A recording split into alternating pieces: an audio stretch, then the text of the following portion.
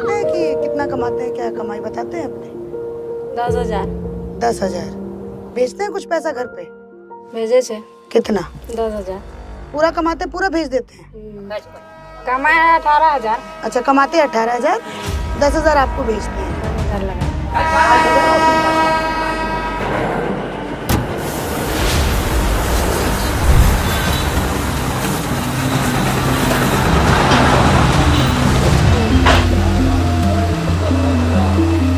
आप लोग हाँ, वोट देने के लिए जाते और हैं। काम करने यहाँ आते हैं। हाँ, आते हैं।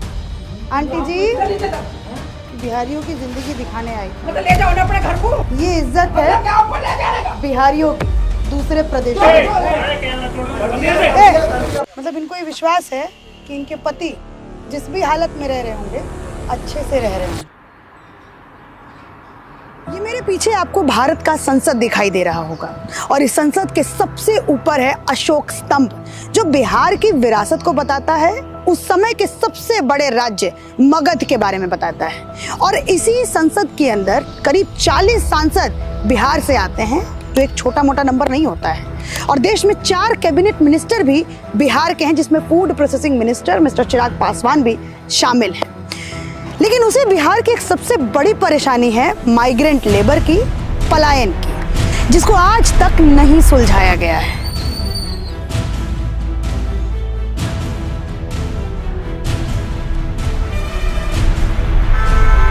2011 के सेंसस के हिसाब से बिहार के करीब 75 लाख लोग दूसरे स्टेट में काम कर रहे थे। यानी बिहार की उस समय की आबादी में से लगभग 7% लोग बिहार में रहते ही नहीं।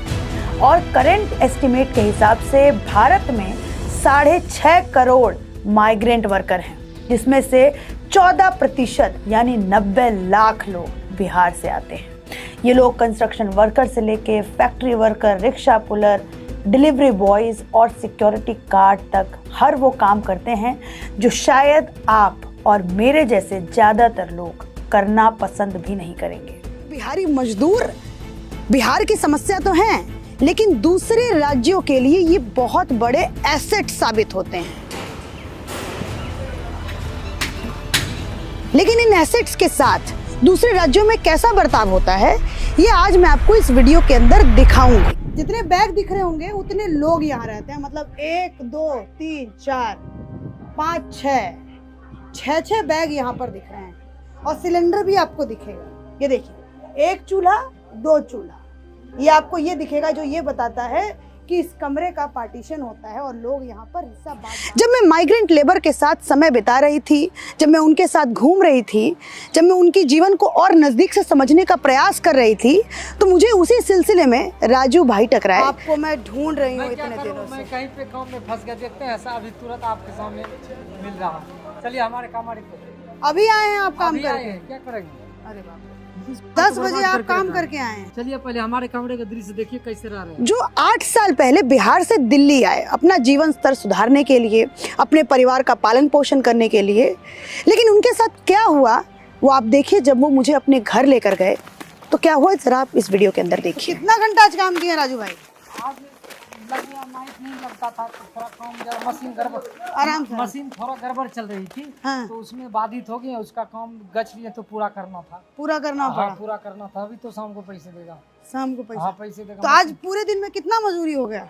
वही ज्यादा नहीं हुआ, 700 रुपया हुआ। 700 रुपया? हाँ, और कितने बजे निकले थे घर से? 9 बजे निकला था। तो मतलब 12 घंटे 11 घंटे जो है हाँ, आपने काम किया है टोटल। हाँ, बीच में समय खराब हो गया मशीन की, तो उसमें नहीं कैसा बिल्डिंग में रहते इसी हैं। बिल्डिंग चलिए में रहता है। चलिए कुंडी घुमाइए ना, कोई बात नहीं। आइए, बाहर खींचिए ना, ऊपर। मैं इनकी ज़िंदगी दिखा रही हूँ आंटी जी कि बिहार के जो लोग हैं वो कैसे रहते हैं। मजदूरों की ज़िंदगी मैं दिखा रही हूँ। ये इतने छोटे से कमरे में रहते हैं। इसका 1200 देगा, 1150 देगा। क्या करेंगे आखिर? इसका 1150। सोचिए इस कंडीशन में ये लोग यहाँ पे रह रहे हैं। लेकिन राजू भाई की अगर मैं आपको एक बात बताऊं, और इन्होंने जिस तरीके से अपने बेटे को पढ़ाया है, एकदम छोटा सा कमरा है ये, एकदम बहुत छोटा सा। और सोते कहाँ हैं? इस पे गेट लगा लेते हैं, क्या करें? इतनी गर्मी में गेट लगा के सोते हैं? हम जो कर बच्चों को नहीं करने देंगे, ये सोचिए। और कैसे पढ़ा रहे हैं, लिखा रहे हैं। कितना पढ़ा है बच्चों को? अभी बच्चों को तो ग्रेजुएशन पार्ट 2 में एडमिशन लिया है। ITI में कर दिया हूँ नामांकन, उसमें भी पैसा देना है तो कमाना तो पड़ेगा। कमाना पड़ेगा। हाँ, कमाना तो पड़ेगा। कोई ऐसे राजू भाई जिन्होंने प्रण ठाना है कि मैं अपने बच्चे को पढ़ा कर ही रहूँगा और उसको कभी इस ज़िंदगी में तो नहीं धकेलूँगा। चलिए पूछो ना। नहीं, मैं इनकी आंटी जी क्या है भैया? क्या है? मैं इनकी बिहारियों की जिंदगी दिखाने आई थी। मतलब ले जाओ ना अपने घर को। आप ऐसी ही बात करती हैं? ले जाओ अपने घर को।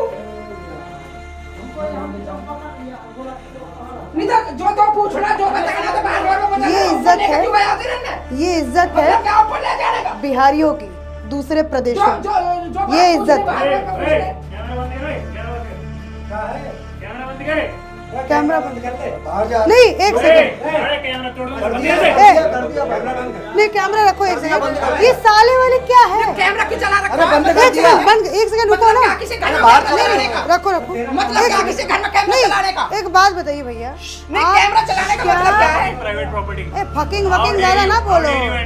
क्या इसका घर था ना? किराया था ना? मतलब क्यों गए हमारे घर में ऊपर? टेनेंट। एक सेकंड बात बता। क्यों रहते हो इनके वहाँ? निकाल देगा। हाँ? निकाल देगा। ये आपको निकाल देगा? अब भगा देगा। नहीं आप बाइक लगा देगा। इज्जत होती है अगर आप बिहार में लोगों को जीने की जिंदगी देना, तो इस तरीके से इन लोगों को यहाँ पर बेइज्जत ना होना पड़े। तो आपने देखा किस तरीके से उनकी मकान मालकिन ने उनको 12 बजे रात में धक्के मार के बाहर निकाल दिया, केवल मात्र इसलिए कि वो अपना रहने का घर दिखा रहे थे कि मैं इस कंडीशन में परदेश में रहता हूँ। क्या ये अपमान, जितने भी लोग आप लोग देख रहे हैं वीडियो को, अगर आप रेंट पे भी रहते होंगे तो क्या ये अपमान कॉमन है? क्या अपमान ऐसा होना चाहिए? अगर राजू की वो हैसियत होती कि वो मकान मालिक को उस तरीके से जवाब दे पाता, तो शायद उसकी मकान मालकिन की ये हैसियत नहीं होती कि उसके साथ इस तरीके का सलूक कर सके। बहरहाल ऐसे कई सारे वीडियोस, ऐसे कई सारी फुटेजेस आपको इंटरनेट पे तमाम मिल जाएंगी, जहां पे आपको माइग्रेंट लेबर के साथ हो रही बदसलूकी साफ साफ नजर आएगी। क्यों बिहार में खाने पीने को मिलता नहीं है? क्यों महाराष्ट्र में आए हो? हाँ, वहाँ पे क्या प्रॉब्लम है? धंधा पानी नहीं है, बराबर है, इसलिए आते हो ना। Co-workers had left during lockdown without paying their dues.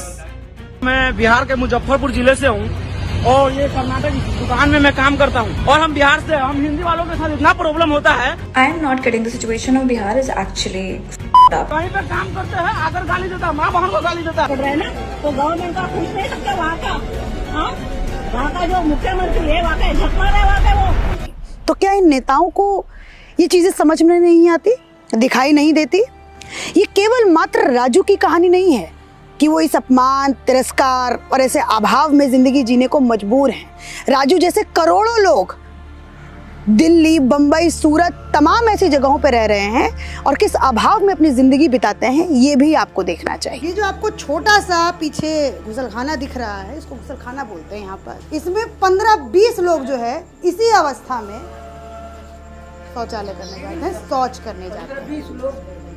तो इसकी अवस्था देखिए, यहाँ पर कोई जिंदगी का होप नहीं है। आप थोड़े टाइम यहाँ पे रहेंगे तो क्या ही जिंदगी सोचेंगे। और ये सब लोग बिहार से आकर के आए, देखिए इधर किस तरीके से, ऐसे लग रहा है कि जैसे जेल में इन लोगों को भर दिया गया है। जब आप कैमरे के देखोगे ना, इस सीन को देखोगे, तो आपको ऐसे जो क्लॉस्ट्रोफोबिक होगा, जिसको मतलब घुटन होती होगी, सीन को देख के घुटन होने लगेगा। सीन को देख करके घुटन, जिस तरीके का यहाँ का शौचालय है, जिस तरीके के लोगों का यहाँ पे रहना सहना है, जिस तरीके से लोग यहाँ पर खाना बनाते हैं, खाते हैं, ज़िंदगी जीते हैं, क्या होप और क्या ज़िंदगी यहाँ पे लोगों की रहती होगी, वो आप सोचिए और अंदाज़ा लगाइए। ये देखिए, क्या भैया कहाँ से आए हैं? बिहार से, मधेपुरा से आए हैं। कैसी कट रही है ज़िंदगी यहाँ?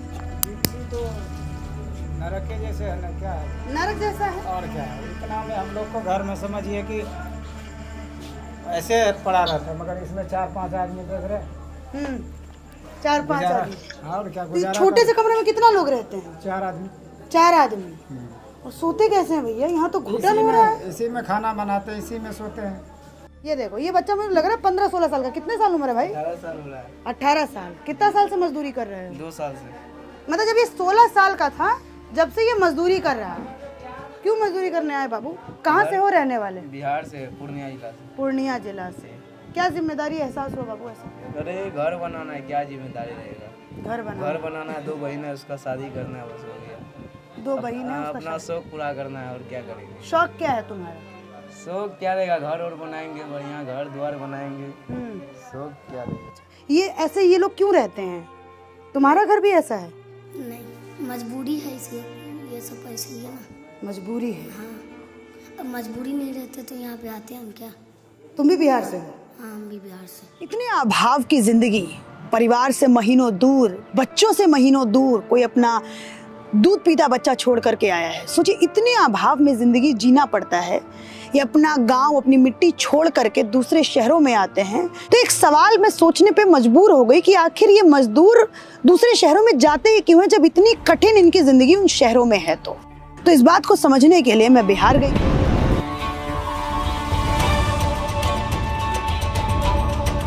मैंने बिहार के लेबरों से भी जाकर के बात की और मुझे जो पता चला वो आपको भी सुनना चाहिए। बाबा कितने बजे सुबह आए थे? 6 बजे से। 6 बजे सुबह आए थे? हाँ। अभी तो 10 बज गया। 4 घंटा से खड़ा है यहाँ पे। अच्छा, बिहार में आप हैं, कितना पैसा मिलता है आपको? अरे कभी 600 मिलता है, कभी 700 रुपया मिलता है। तो डेली काम मिलता है? ना, डेली काम नहीं मिलता है। 2 दिन पर, 3 दिन पर, 4 दिन पर। मिला तो मिला तो नहीं हो मिला। अच्छा, आप लोग वापस चले जाते हैं, घूम के वापस चले जाते हैं। वापस चले जाते हैं?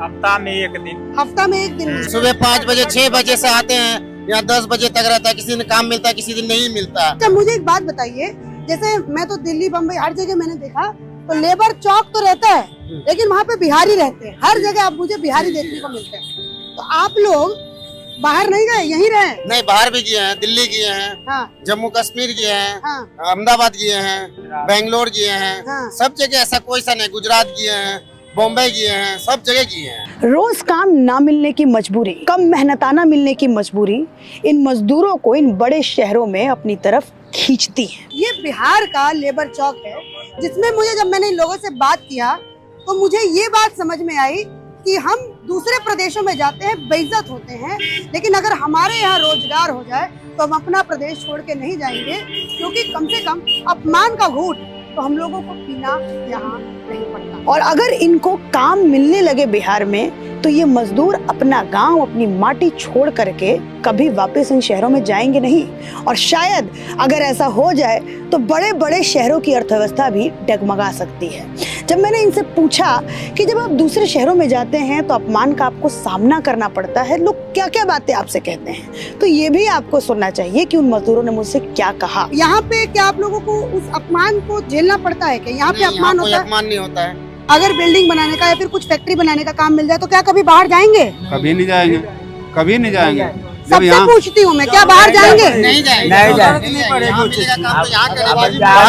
यहाँ पे अच्छा रहता है, सबको मिलता है, जानता है कि हम लोग के गाँव के, हम लोग के टोला के, हम लोग के जिला के, सबको। हम वहाँ पे जाते हैं तो गाली देती है, कहाँ से आया? बिहार से। साला देखना, चोरी करके भाग जाएगा, नहीं तो लड़की उड़की लेके भाग जाएगा, नहीं कुछ न कुछ लेके भागेगा। ये सब बिहारी होता ही है।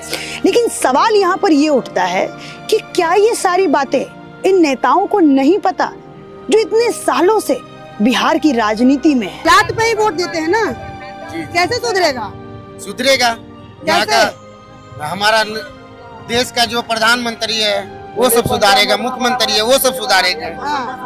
पब्लिक सुधारेगा। पब्लिक को अपना स्वच्छता के लिए पब्लिक को सोचना चाहिए कि कौन सा सरकार को अपना बनाए जो देश को बढ़िया चलाए। अच्छा, अब पब्लिक के ऊपर डिफरेंट पड़ता है, कोई बीजेपी में, कोई कांग्रेस में, कोई बहुत ऐसा वोट रद्दी हो जाता है, बहुत कोई बड़ा बड़ा आदमी को चुन चुन के वोट देता है, कोई पैसा देकर वोट खरीद लेता है। आप क्या सोच के वोट देते हैं? आप क्या सोच? हम तो अपना अच्छा सोच के वोट देते हैं, इसलिए वोट देते हैं ताकि आगे चल के दिक्कत ना हो। मगर जब वोट देते हैं तो 5 साल के अंदर में कुंजी करता है सरकार, कुछ नहीं करता है। बिहार में डायरेक्ट नदियां हिमालय से आती हैं और बड़ी बड़ी नदियां जो हैं वो बिहार में हिमालय से डायरेक्ट एंटर करती हैं, नेपाल का रास्ता होते हुए, जो बाढ़ भी लेके आती हैं बिहार में। लेकिन ये भी सोचना है हम लोगों को कि क्या बिहार में कोई कैलिबर ही नहीं है? क्या बिहार को एक सक्षम राज्य नहीं बनाया जा सकता? अगर भरसक प्रयास हो तो बिहार में इंडस्ट्री भी लगाई जा सकती है, बिहार में खेती को भी संपन्न किया जा सकता है अगर सरकार चाहे तो। लेकिन आपको मैं यहाँ पर 3 मुद्दों के बारे में बात करूंगी, लेकिन सबसे पहले मैं इसके बारे में बात करना चाहती हूँ मखाना। अगर आप 250 ग्राम मखाना अगर आप इंटरनेट पर ऑर्डर करेंगे या फिर आप अपने परचून की दुकान पर भी जाएंगे, अपने पास की परचून की दुकान पर 250 ग्राम मखाना अगर आप खरीदेंगे तो लगभग आपको मिलेगा 450 रुपये में। मतलब 1 किलो मखाना आपको लगभग 2000 रुपये में मिलेगा या फिर उससे भी अधिक में मिल सकता है। दुनिया में जितना भी मखाना होता है 90% इंडिया प्रोड्यूस करता है और उस 90% का 85% जो है अकेले बिहार प्रोड्यूस करता है। लेकिन इतना बड़ा मखाने का प्रोड्यूसर होने के बाद भी बिहार जो है सबसे लार्जेस्ट एक्सपोर्टर नहीं है मखाने का। क्यों? क्योंकि बिहार के अंदर स्टोरेज की कमी है, वेयर हाउसेस की कमी। तो आप 1 किलो आपको कितना पड़ता है मार्केट में? 1 किलो मान लीजिए 1 किलो कितना रुपए में आप दे देते होंगे? 80 रुपए किलो। आपको सिर्फ इसका 80 रुपए किलो मिलता है दाम?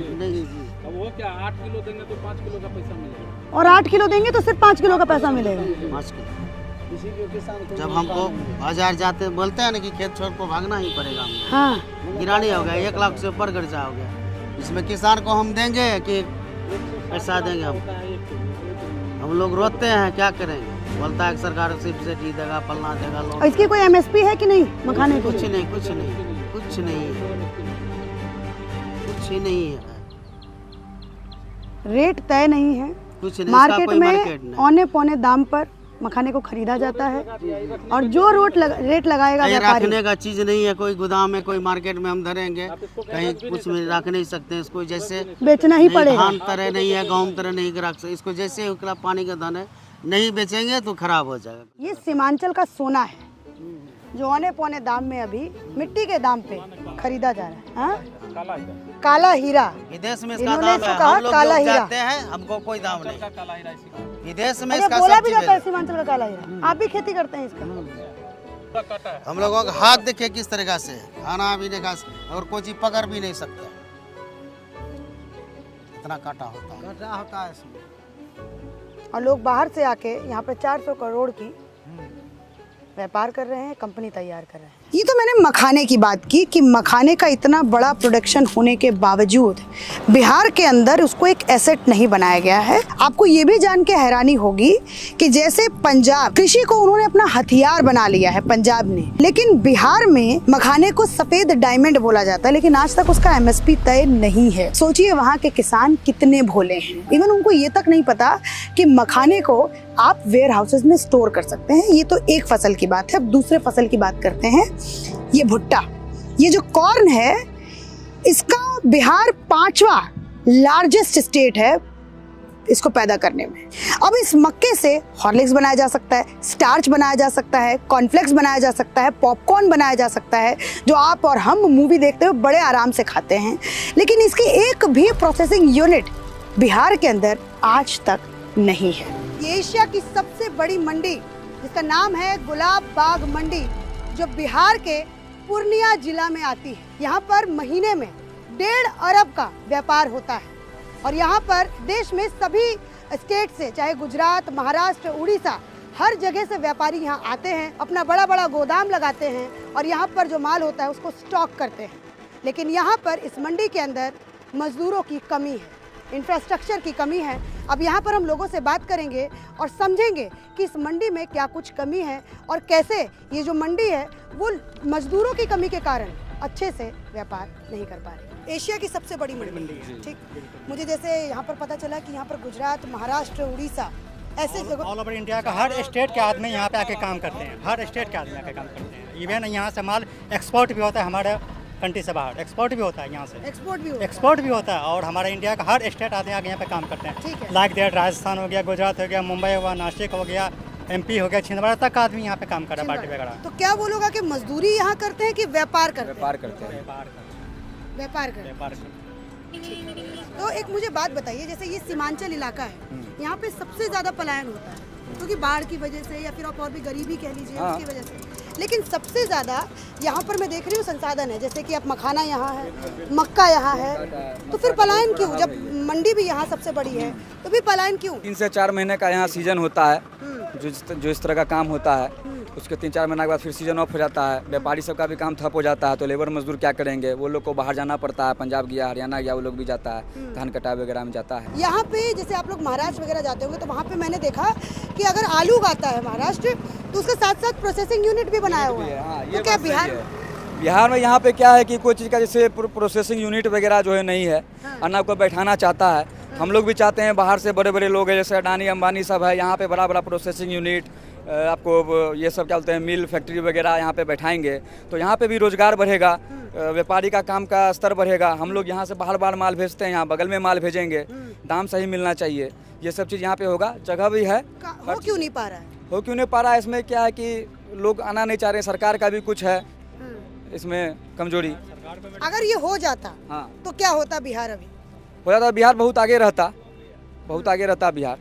अगर सोचिए अगर प्रोसेसिंग यूनिट यहाँ पर हो, जैसे महाराष्ट्र में प्रोसेसिंग यूनिट्स है, कर्नाटक में प्रोसेसिंग यूनिट्स है, तो बिहार में क्यों नहीं? अगर बिहार में होता तो शायद यहाँ से पलायन रुक जाता और नहीं होता, या फिर बहुत कम स्तर पर होता। ये सीमांचल इलाका है जहाँ से सबसे ज़्यादा पलायन होता है। ये तो मैंने आपको बिहार में मखाने और मक्के का हाल बताया कि कैसे वहाँ पे इतने बड़े लेवल पे, इतने वास्ट लेवल पे इन पैदावारों का प्रोडक्शन होता है, लेकिन उसके बावजूद इसको यूटिलाइज नहीं कर पाती है वहाँ की सरकारें, और वहाँ के किसान इस वजह से ही गरीब रहते हैं, और उनके जो बच्चे होते हैं उनको फिर पलायन करना पड़ता है दूसरे राज्यों में मजदूरी के लिए। अब मैं आपको तीसरा कारण बताती हूँ, और तीसरा मुद्दा जो मैंने खुद बिहार में जाके इनकाउंटर किया वो मैं आपको बताती हूँ। बिहार में चूँकि पानी बहुत है और फर्टाइल लैंड बहुत ज़्यादा है, तो इस वजह से बिहार के अंदर सब्जियाँ अच्छे खासे अमाउंट में उगाई जाती हैं।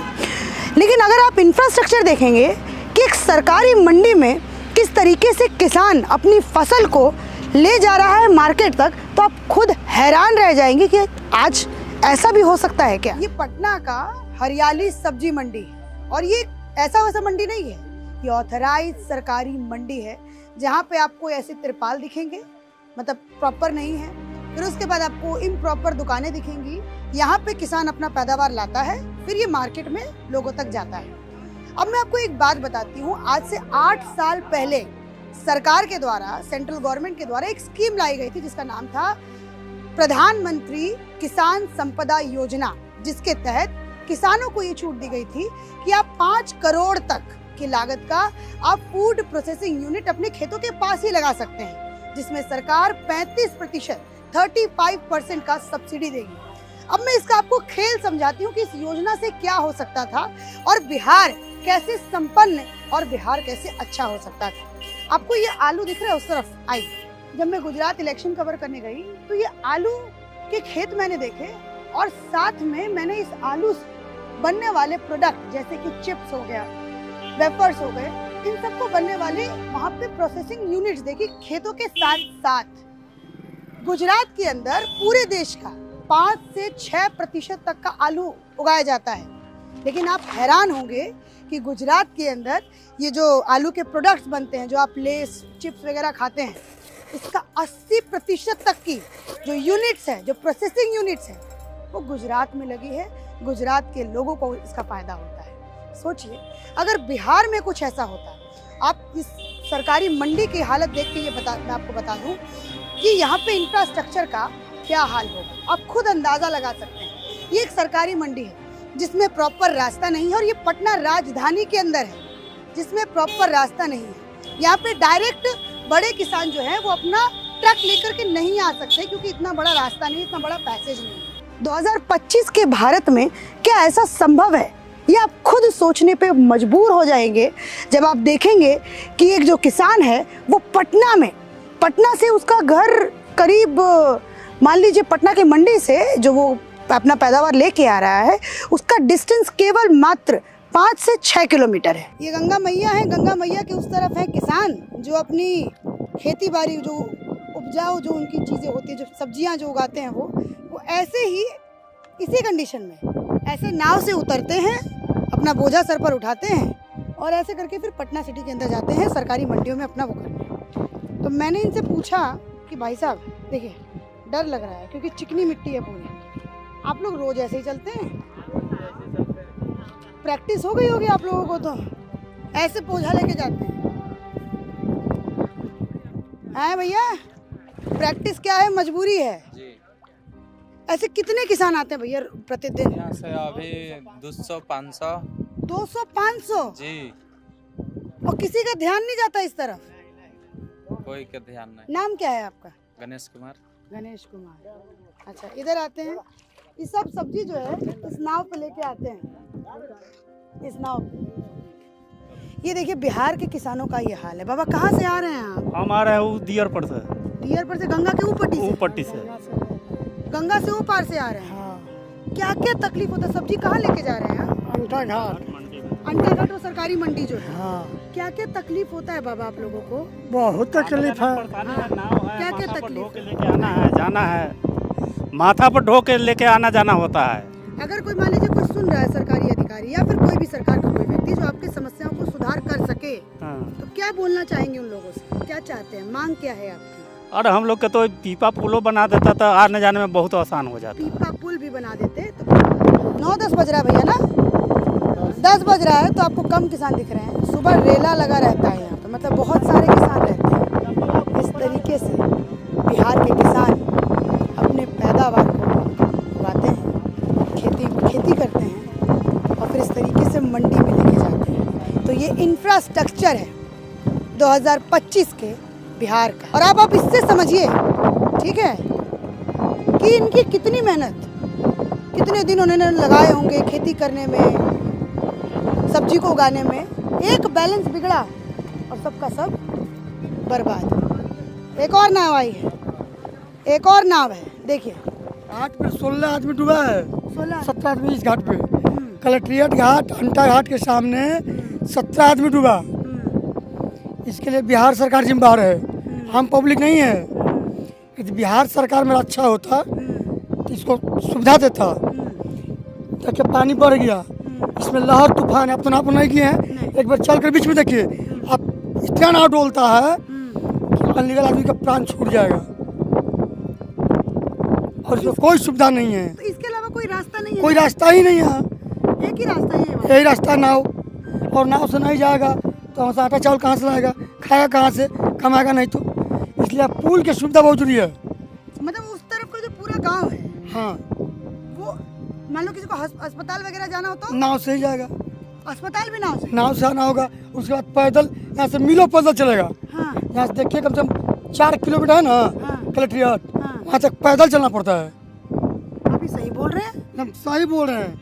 यदि आप आए कर नहीं देखे, हाँ, वहाँ से तो पैदल, मतलब उधर हॉस्पिटल की भी व्यवस्था नहीं है, इधर व्यवस्था नहीं है। मूलभूत सुविधाएं के लिए पटना में जाना है आपको तो वहाँ से नदी पार करिए, अपनी जान को जोखिम में डालिए। बच गए तो अस्पताल तक पहुँच जाएंगे, बच गए तो आपकी सब्जियाँ जो है वो मार्केट तक पहुँच जाएंगी, बच जाए तो आपको रोटी चावल की व्यवस्था हो जाएगी। ये हाल है। कितने साल से भैया नाव, कितने हादसे देखे हैं आपने? हाँ, अपने तो आँखों से कम 50 गो नाव डूबते हुए देखे। 2000। ये हाल मैंने आपको बिहार का दिखाया, जो आज भी उस हालत में ही है जिस हालत में वो सालों पहले था।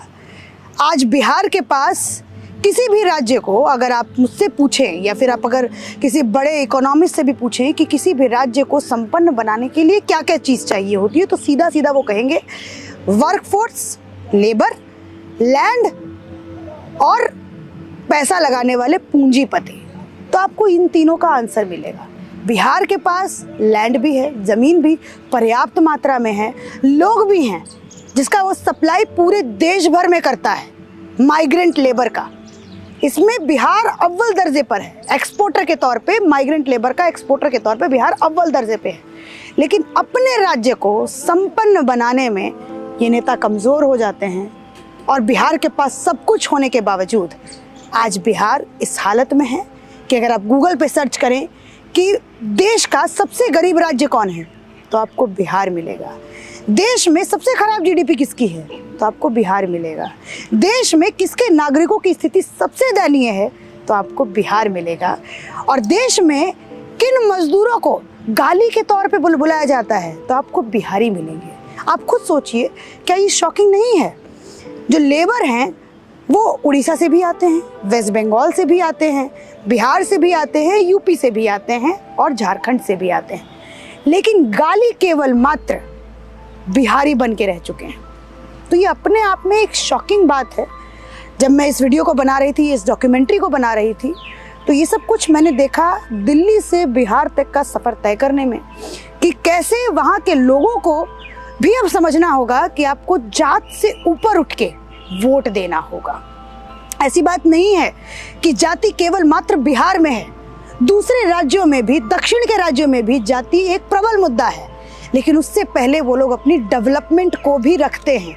लेकिन बिहार में ही इस चीज़ की कमी है। तो ये मैंने आपको इस डॉक्यूमेंट्री के अंदर बिहारी किस तरीके का जीवन यापन करते हैं दूसरे राज्यों में, ये साक्षात दिखाया, ऑन कैमरा दिखाया कि आखिर एक मजदूर के साथ रात के 12 बजे उसके मकान मालकिन ने उससे किराया लेने के बाद उसको किस तरीके से बेइज्जत करके अपने घर से धक्के मार के बाहर निकाल दिया। ये अपमान उन लोगों के लिए कॉमन नहीं है जो बड़ी बड़ी गाड़ियों में घूमते हैं, जो इन संसद के भीतर बैठे हैं, उनके लिए ये अपमान कॉमन नहीं है। अगर उनसे कोई तेज़ आवाज़ में बात भी कर दे तो उनको बात चुभ जाएगी, लेकिन इन मज़दूरों को इस तरीके का जीवन यापन करना पड़ता है। ये सच्चाई है। चल रही दोपहरी है, रोपरी है धान, मोने मन विचार रही है, जय मैं बाबा धाम। बोलो भैया राम राम, राम राम हो।